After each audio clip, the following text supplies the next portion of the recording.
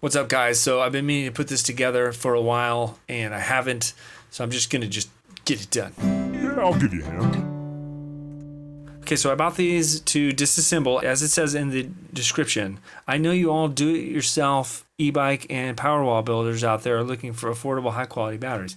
Cool, Powerwall, right, e-bike, sure. Once implies that you're going to take them apart. They say I have a ton of these that I am currently rebuilding into Powerwalls. If you need a lot of these packs, I can supply you with them. Cool, right? No shrink wrap to show that these are not knockoff batteries. Now, I understand in that case, the shrink wrap is that they're talking about there is like the big piece of shrink wrap that goes around it. But there is nonetheless still shrink tubing around each cell, and I'll get to that in just a moment. So I've got these here. You've been watching me now desolder some of the cells. If you're going to do this yourself, be careful. You know, you could arc some stuff and start a fire. That's not good. As for the board, battery management system, I do not test it, but it seems like it's built really well. All the surface mounted portions are soldered well. Yeah, it's well manufactured.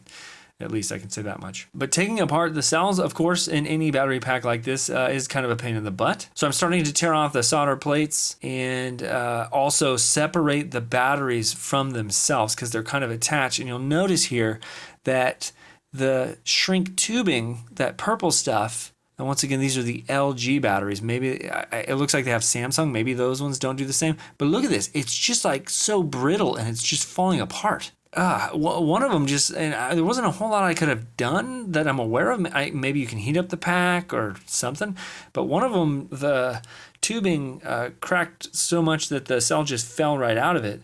And so this is bad when you're making the positive connection, like I'll show you here with my e-bike battery I'm building, where the piece of nickel plating goes across. This tubing is part of a protective feature that lets the positive end of the battery not touch the negative end, which they're right next to each other, and they usually have some protection. So if you're going to buy one of these battery packs and you're going to completely cell for cell break it down and then reassemble it all together, this might happen with more of them. It's crazy that I'm not seeing more of this. They sold 745, and I'm looking right now that there's only 13 what is it called? Product ratings. I have written 3 and none of them have made it. And I've noticed on the first one that eBay, I might have broken their guidelines because I talk about shrink wrap when clearly the description says there's no shrink wrap. And what I was talking about was the tubing around the cells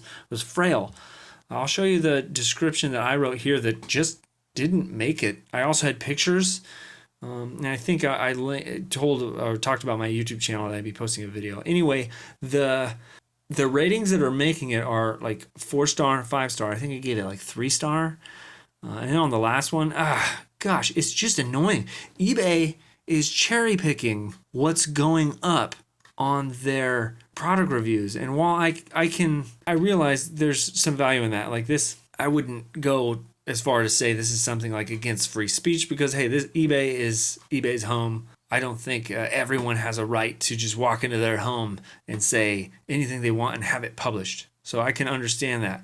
But in this case, I don't know. I mean, FTC has regulations, and I was leaving what I would consider honest reviews about the product. But hey, you guys have the option to speak up below. And so what do you think, this review that I wrote, is it worthy of being put up on eBay? Maybe if you go to this sale, will you see the actual rating? Because I don't see my review. I don't see it. It's kind of crazy stuff. Kind of going on a rant there. I also did test it with this IMAX B6 AC. So I tested some of the cells and I got around 1700 milliamp hours, taking it from 4.2 volts down to 3.5. Usually when I'm seeing people testing batteries online, they take it well below 3.5. I don't intend to do that just because I don't want to over exercise the battery. And I wouldn't doubt that it gets around 2200 milliamp hours. It would take me another day to test that. And if you want me to further test it and take it down to a lower voltage, engage with me there on the comments. Let me know, and then I'll know that people are interested, and then I'll actually take it further. But you'll see right here, there's a screenshot that of what the iMax P6AC can do with the software, which isn't perfect. And yeah, this isn't like, I don't know if this is perfect test equipment or not. I want to leave you with this. There's a guy, great channel, Richard Lloyd.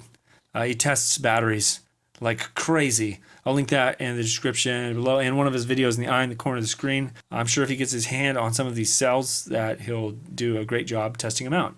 I haven't seen them on his channel yet, and I have offered to send him a couple of the ones that I bought, but he hasn't messaged me back. So yeah, maybe if you're considering dropping thousands and thousands of dollars on these packs, maybe just buy a couple first and then disassemble it just to see what you're getting yourself into. Because if you're going to make like a 1,000 cell pack with these and have the same experience that I did, you will be wanting to re-tube the cells and then also put extra like protection back on the positive end. Anyway, I hope that helped. See you later, Internet.